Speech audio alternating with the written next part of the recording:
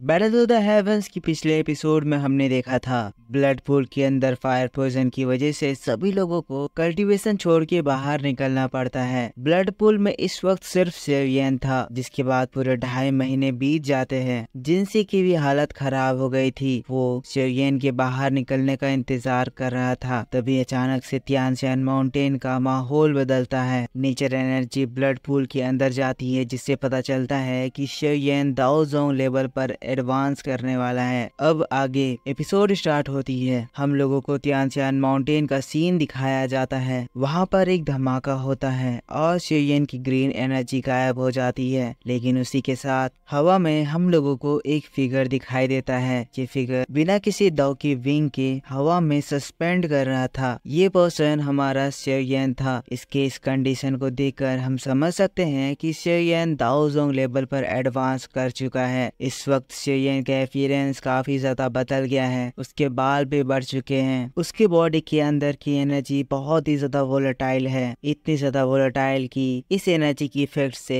ये पूरा जगह कांप रहा है। जिनसी भी ये चीज देखकर हैरान हो गए हैं। जिनसी समझ गए हैं कि शेरियन दाओजोंग लेवल पर एडवांस कर गया है। लेकिन तभी फिर हम लोगों को शेरियन को दिखाया जाता है, जिसके सिर पे फिर से मास्टर यालाओ का सोल मार्क इवॉल्व होता है। शेरियन की आंखें अभी बंद हैं। शेरियन अभी भी पूरी तरह से स्टेबल नहीं हुआ है। लेकिन वैसे ही अचानक से यालाओ का सोल मार्क शेरियन को किसी जगह पर टेलीपोर्ट कर देता है। शेरियन की सोल फिर से एक बार हॉल ऑफ सोल के इस प्रिजन एरिया में पहुंच जाती है। पर इस बार शेरियन जो यहाँ आया है, उसे यहाँ की सारी चीजें बहुत ही साफ साफ दिखाई दे रही हैं। ये जगह काले अंधेरे से भरा हुआ है। थोड़ी थोड़ी दूर पर केजेस बने हुए हैं। उन केजेस के अंदर सोल को कैद करके रखा गया है। पर उन सभी के बीच सबसे आगे यहाँ की स्ट्रॉन्गेस्ट सोल को कैद करके रखा गया है। ये स्ट्रॉन्गेस्ट सोल मास्टर यालाओ की है। यालाओ की बॉडी से एनर्जी इतनी ज्यादा निचोड़ी गई है कि यालाओ इस वक्त बेहोश है। शेरियन की नजर मास्टर यालाओ पर जाती है। यालाओ को देखकर शेरियन बहुत ही ज्यादा शॉक्ड हो जाता है। अपनी दाओजोंग एबिलिटी का यूज करके पलक झपकते ही वो मास्टर यालाओ के सामने आ जाता है। यालाओ अभी भी बेहोश हैं। उन्हें शेरियन के यहाँ होने का एहसास नहीं है और शेरियन अपने मास्टर की ऐसी हालत को देखकर बहुत ही ज्यादा दर्द महसूस कर रहा है। शेरियन के एक्सप्रेशंस ऐसे लग रहे हैं जैसे वो बहुत ही ज्यादा तड़प रहा है। वो अपने मास्टर यालाओ को छुड़ाना चाहता है, पर क्योंकि वो अभी एक सोल के रूप में इस जगह आया है, वो मास्टर यालाओ को छू भी नहीं सकता है। शेरियन देख रहा है मास्टर यालाओ के बॉडी के अंदर से लगातार बहुत सारी soul energy hall of soul के लोग खींचे जा रहे हैं, जिससे मास्टर यालाओ और भी ज्यादा कमजोर होते जा रहे हैं। मास्टर यालाओ के इससे कंटिन्यूअस बहुत ही ज्यादा दर्द महसूस हो रहा है, जिसकी वजह से वो बेहोश तक हो गए हैं। ये देखकर शेरियन रोने लगता है। वो अपने घुटनों में आ जाता है। रोते हुए कहता है, मास्टर मुझे माफ कर दीजिए। ये सब कुछ मेरे वजह से हो रहा है, क्योंकि आपका ये डिसाइपल इतना ज्यादा कमजोर है, इतना ज्यादा नालायक है। मेरे वजह से मेरे टीचर को इतना ज्यादा सफर करना पड़ रहा है। अब शेरियन मास्टर यालाओ के सामने रो रहा था, तो यालाओ को शेरियन की आवाज सुनाई देती है। वो अपनी बची खुची ताकत से थोड़ा थोड़ा मूव करने लगते हैं। लड़खड़ाते हुए फिर अपनी आंखें उठाकर देखते हैं। एक बार में ही समझ जाते हैं कि ये उनका डिसाइपल शेरियन है। वो शेरियन से कहते हैं, बुद्धू लड़के, तुम इतना ज्यादा क्यों सोच रहे हो? मुझे तुम्हारे ऊपर प्राउड महसूस होता है। तुमने अभी तक जो रास्ता तय किया है वो तुमने काफी अच्छा तय करा है। शेरियन मास्टर यालाओ की आवाज को सुनकर बहुत ही ज्यादा खुश हो जाता है। वो यालाओ को देख रहा है। यालाओ शेरियन को बता रहे हैं, शेरियन, तुम अभी भी बहुत छोटे हो और इतनी कम उम्र में तुम एक दाओजोंग लेवल पर पहुंच गए और अब एक मास्टर बन गए हो। ये बात कोई छोटी बात नहीं है। तुम्हारा ये मास्टर तुम्हारे इस प्रोग्रेस को देखकर बहुत खुश है, तुम्हारे ऊपर प्राउड महसूस कर रहा है। रही बात मेरे इस कंडीशन की, तो इसके जिम्मेदार तुम नहीं हो। मेरे बच्चे, चिंता मत करो। जब तक तुम्हारे टीचर से हो पाएगा, मैं अपने आप को बचाने की कोशिश करूंगा। शेरियन यालाओ के और नजदीक चला जाता है। यालाओ से कहता है, मास्टर, शेरियन आपको फिर से कसम देता है, जितनी जल्दी हो सके मैं इस सोल होल को बर्बाद कर दूंगा और फिर इसको डिस्ट्रॉय करके मैं मेरे मास्टर को रेस्क्यू करूंगा। यालाओ यालाओ भी शेयन की बात को सुनकर मुस्कुराते हैं। शेयन की बातों पर अपना कॉन्फिडेंस दिखाते हैं। लेकिन इन लोगों की बात खत्म ही हुई थी,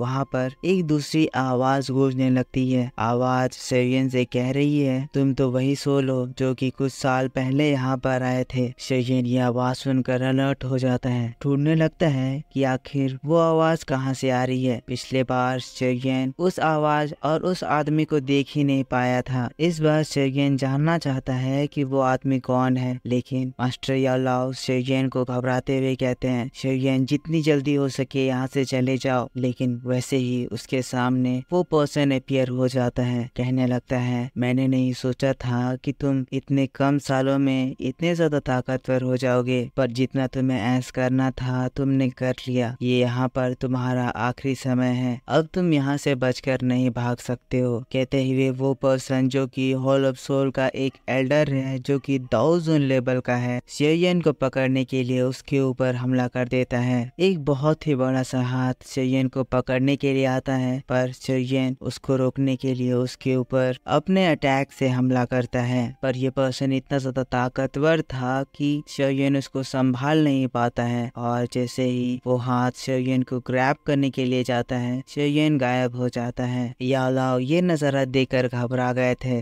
लेकिन शेयन यहाँ से बच के भाग गया जानकर चैन की सांस लेते हैं। लेकिन वैसे ही दोस्तों शेयन फिर से एक बार वहाँ अपीयर हो जाता है। कहता है, चाहे तुम मुझे कितने भी मारने की कोशिश कर लो, मैं हार नहीं मानूंगा, मैं बार बार यहाँ पर आऊंगा। ये देखकर वो दाओजुन लेवल का पर्सन कहता है, लड़के अगर तुम हार मानकर यहाँ से चले जाते तो वो तुम्हारे लिए बेस्ट चॉइस था, पर अगर तुम्हें यहाँ पर मेरे हाथों मरना ही है तो मैं तुम्हारी ख्वाहिश जरूर पूरी करूंगा। कहते हुए वो अपनी पावर से शेयन के पीछे एक बहुत ही बड़ा हाथ जनरेट करता है। शेयन को पकड़ने के लिए वो अपनी मुट्ठी बंद करता है, लेकिन फिर से एक बार शेयन गायब हो जाता है। अब वो पर्सन वहां से जाने के लिए मुड़ता है तो हम फिर से शेयन को देखते हैं, जो कि ढीठ की तरह फिर से वहां पर अपीयर हो जाता है। यहाँ शेयन की इन हरकतों को देखकर यालाओ परेशान हो रहे हैं, घबरा रहे हैं कि ये लड़का क्या कर रहा है। पर यहाँ शेयन जो कि बहुत ही ज्यादा गुस्से में है, दाओजुन लेवल की पावर को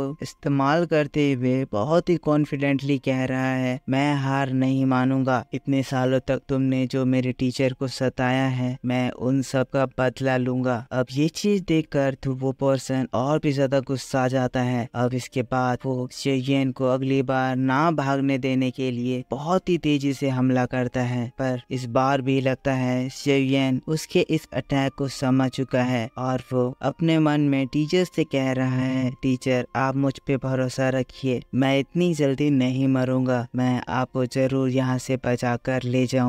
और फिर से एक बार वो उसके पंजों से बच जाता है। इस बार शेयन सच में वहां से चला जाता है और यालाओ अपने स्टूडेंट को इतना ज्यादा पावरफुल होता हुआ देखकर बहुत ही ज्यादा खुश हो जाते हैं। अब ये एल्डर उसके बाद यालाओ के पास आ जाता है, कहता है, यालाओ अगर तुम्हारी अल्कीमी से स्किल की जरूरत हमारे मास्टर को नहीं होती तो आज के आज मैं तुम्हें इसी जगह मार डालता। अभी भी तुम्हारे पास मौका है, हार मान जाओ, सोल होल को ज्वाइन कर लो। अगर तुम ज्वाइन करोगे तो मुझे लगता है तुम्हारी पोजीशन मेरे से भी ऊपर होगी। क्यों ही इतनी तकलीफ झेलनी है तुम्हें? उस मामूली लड़के पर इतना ज्यादा भरोसा क्यों है? वो तुम्हें कभी नहीं बचा पाएगा, हार मान जाओ यालाओ। पर यालाओ उसकी किसी भी बातों का जवाब नहीं देता है। अब इसी वजह से वो एल्डर वहां से चला जाता है। लेकिन इसके बाद यालाओ अपने मन में कह रहा है, शेयन मुझे तुम पर विश्वास है और मैं उस दिन का इंतजार कर रहा हूँ जब तुम मुझे बचाने के लिए असलियत में यहाँ पर आओगे। मुझे विश्वास है तुम जितनी तेजी से प्रोग्रेस कर रहे हो वो दिन अब आने में ज्यादा समय नहीं लगने वाला है। फिर वहाँ से सीन शिफ्ट हो जाता है और हम लोगों को शेयन को दिखाया जाता है। यहाँ तियानशान माउंटेन में शेयन को होश आ जाता है। वहाँ उस एल्डर के अटैक की वजह से शेयन की रियल बॉडी पे भी अफेक्ट पड़ा है, उसके मुंह से खून निकल रहा है। अपने खून को पोंछते हुए शेयन अपने मन में कह रहा है, टीचर मेरा इंतजार करना, आपका शेयन आपको छुड़ाने के लिए बहुत जल्द आएगा। फिर दोस्तों यहाँ से सीन शिफ्ट हो जाता है। नेक्स्ट सीन हम लोगों को अगले दिन का दिखाया जाता है। इस वक्त शेयन जिनसी और जिंगू के साथ है। शेयन जिनसी का इलाज कर रहा है। जिंगू शेयन से कह रहा है, शेयन तुम्हें पता है इस बार के कल्टीवेशन में तुम इकलौते हो जो कि ताओजोंग लेवल पर एडवांस कर रहा है। शेयन जिंगू से कहता है आप दोनों के हेल्प के बिना मैं ये कभी भी नहीं कर सकता था। जिसके बाद जिंगू शेयन को नयान के बारे में बताता है कि नयान शेयन का 2 महीनों तक इस जगह इंतजार करी, जिसके बाद वो हार मानकर यहाँ से चली गई। यहाँ पर शेयन ने जिनसी के लिए एंटीटॉक्सिक लिक्विड बनाया है, जिसके ऊपर बात करके जिनसी की बॉडी अपने अंदर से फायर पॉइजन को हटा रही है। देखकर हमें पता चलता है कि जिनसी को ये प्रोसेस में बहुत मजा आ रहा है। जिसके बाद जिनसी शेयन से कहने लगता है मैं ब्रदर शेयन का शुक्रिया अदा करता हूँ, तुम्हारे वजह से ही मेरे बॉडी के अंदर की फायर पॉइजन अब हट रही है। मैं फील कर सकता हूँ मेरे बॉडी के अंदर की लाइफ एनर्जी फिर से एक बार अच्छी हो रही है। ब्रदर शेयन मैं तुमसे बहुत ज्यादा खुश हूँ और तुम्हारी इस हेल्प के लिए मैं तुम्हें एक और रिवॉर्ड देना चाहता हूँ। ये रिवॉर्ड एक प्रॉमिस है, हम लोग हमेशा एक दूसरे के बहुत अच्छे दोस्त रहेंगे। शेयन को जब भी हमसे किसी भी तरह की मदद चाहिए होगी, चाहे वो मदद किसी भी तरह की हो, पूरा गोल्ड ईटिंग माउस ट्राइब तुम्हारी हेल्प करने के लिए आएगा। अगर तुम्हें किसी भी तरह की इंफॉर्मेशन की जरूरत है तुम हमसे पूछ सकते हो। हमारा गोल्ड ईटिंग माउस ट्राइब बहुत ज्यादा पुराना तो नहीं है, पर फिर भी हम लोगों को काफी सारी नॉलेज पता है। अब ये बात सुनकर शेयन खड़ा हो जाता है, जिसके बाद कहता है क्या सीनियर जिंगू मुझे बता सकते हैं कि गू क्लैन आखिर क्या है। शेयन की ये बात को सुनकर जिंगू बहुत ही ज्यादा हैरान हो जाता है। घबराते हुए कहता है मिस्टर शेयन आखिर अचानक तुम गू क्लैन के बारे में कैसे पूछने लग गए, कहीं तुम्हारा गू क्लैन से कोई दुश्मनी तो नहीं है। शेयन कहता है नहीं, गू क्लैन से मेरा कोई भी दुश्मनी नहीं है, बस मैं उनके बारे में कुछ जानना चाहता हूँ। मैंने सुना है कि वो एक एंशिएंट ट्राइब है, इसीलिए मेरे मन में इच्छा हो रही थी कि मैं इसके बारे में जानूं। जिंगू कहता है गू क्लैन से तुम्हारी दुश्मनी नहीं है,